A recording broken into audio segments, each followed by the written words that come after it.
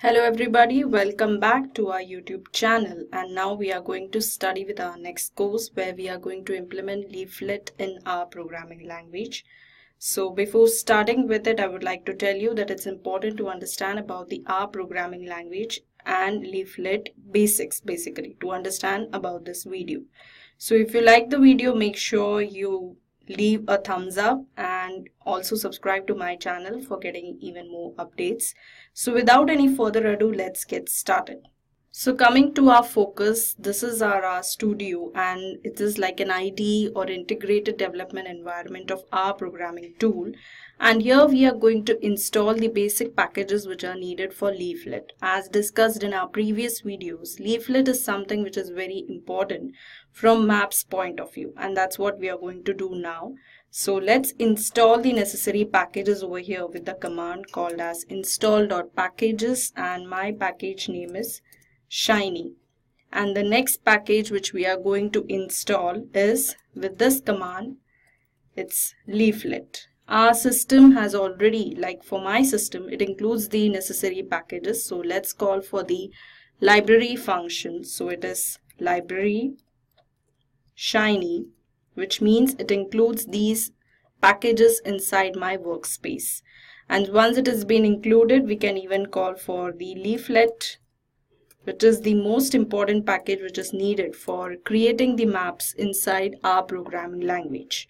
So now what we are going to do, we are going to create the necessary variables. First is the color combination which is needed for showing up the maps inside our programming language. So I'm going to do it inside the colors. This is my variable name, that is our colors, with the RGB combination, which gives like the combination of the colors of RGB with the function called as color to RGB.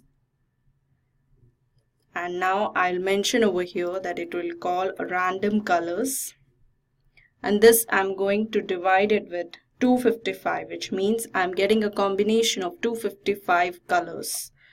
Now it is giving an error, and this was like expected because it's a now non-argument type of a binary operator. Well, how to correct it, I will tell you. Now consider for this equation and the previous one, because you have not included the proper parenthesis, or we can say the brackets, which is not enclosed properly, and that's why it was showing an error that colors divided by 255. It's like the complete function should be enclosed over here. And now if you check out for the R colors, the combinations which is generated over here is like a random colors, or basically a number of colors, which is like a count of 652 colors is being generated. Now let's clear the console, and that is done with the functionality or the shortcut button of Control L. Now after this, the next thing which comes into picture is for the UI. UI is a parameter which says that what is the HTML tags, or what is the actual need of the map, like how the design should be done. So inside UI, I'll mention with a function called as fluid page. These functions are used for creating the fluid page layouts. A fluid page layout consists of rows, which in turn includes columns. So now inside the fluid page, I'll call for the function which is leaflet output.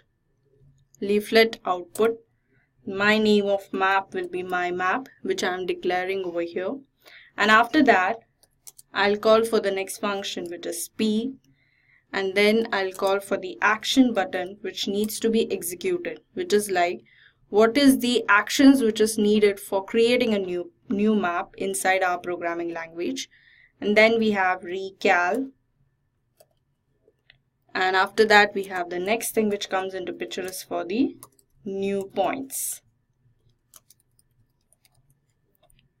So once this section is done, and if you check out for UI, it creates a div tag with a div ID which is my map, which is very important from Leaflet point of view, specifying the style attributes, class, and all other related attributes of the CSS point of view. And then we have a button over here which says that it is for the ID of recal, which means it is for recalculation, and the name is given over here is new points. Now we have created the UI, but the next important thing is like the attributes needed for creating the map. Like what is the exact structure, what are the markers which are required inside this UI, and for that we will call for a variable server with the function having input, output, these two parameters, and session. So I have three parameters inside this function. Now inside this, what am I going to do? So I'll declare this function again over here. Now inside this I'll say points. So points variable will have a value with the inbuilt function called as event reactive, which creates an event like reactive inputs, values, and expressions. So inside this I'll say input. I'll refer for input variable of attribute recal, which we declared. And the next thing which comes into picture is like the random values or the marker values which will be created inside the map, and that is cbind having up a value of rnorm, then comes a value of 40, and this will be multiplied into 2 plus 13. And then we have the next value, that is rnorm having up a value of 40 plus 48. And once this structure is designed, then I'll call for the next parameter which says ignore null, which means that whether the action should be triggered when the input is null. So ignore null will be set as false. After that, we will call for the next parameter inside this, that is the output map. So the output map will have a parameter that is output with my map. Will be nothing but calling for a function is renderLeaflet. Here it will take a parameters of leaflet attributes because we are intending in creating markers.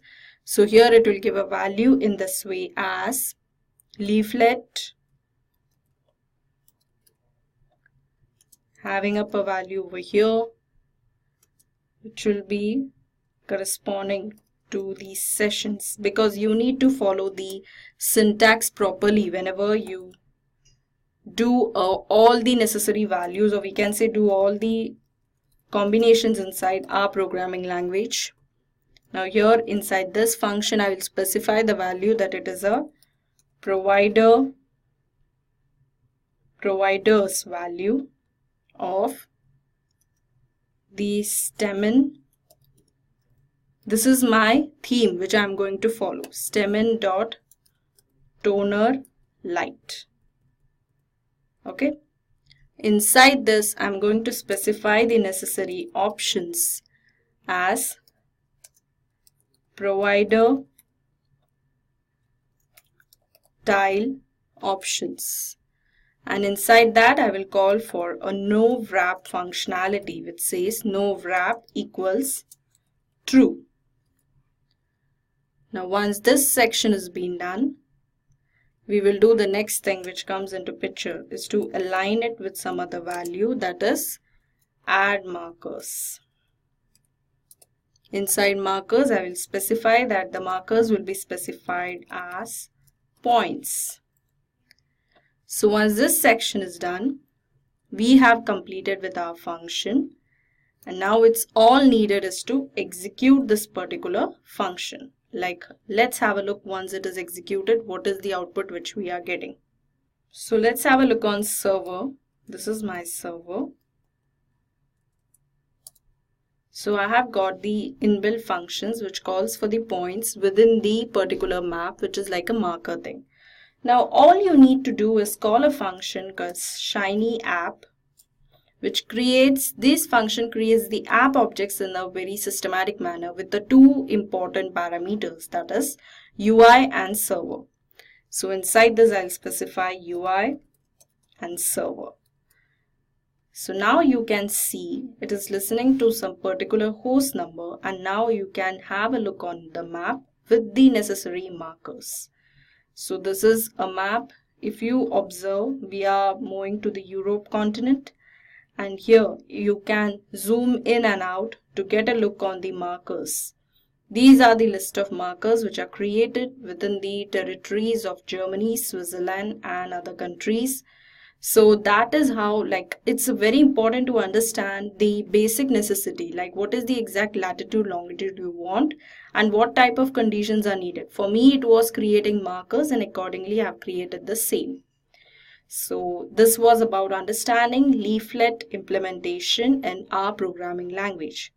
Do let us know your feedback in the comments section.